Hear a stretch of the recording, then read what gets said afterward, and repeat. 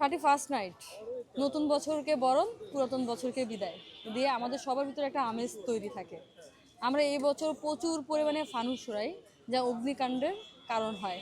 এছাড়াও আতশবাজি জ্বালাই, যেটা বিভিন্ন পাখি মারা যায় এবং যারা নিউবর্ন বেবি আছে তাদের প্রচুর পরিমাণে সমস্যার কারণ হয়। এছাড়াও সাউন্ড পলিউশন, বায়ু দূষণ দুইটাই হয়। প্রতি বছর এই দিনে আমরা অনেক বেশি টাকা পয়সা খরচ করি এইগুলোর জন্য। তো এবার আমরা ব্যতিক্রম কিছু করতে পারি। যেহেতু নতুন বছর শুরু হয়ে যাচ্ছে অনেক বেশি শীত নিয়ে, আমরা চাইলেই যারা শীতার্ত মানুষজন আছে তাদেরকে সহযোগিতা করতে পারি, পরিবারের সাথে কোয়ালিটি টাইম স্পেন্ড করতে পারি, নতুন বছরকে নতুনভাবে বরণ করতে পারি, নতুন নতুন চিন্তা ভাবনা দিয়ে পজিটিভভাবে।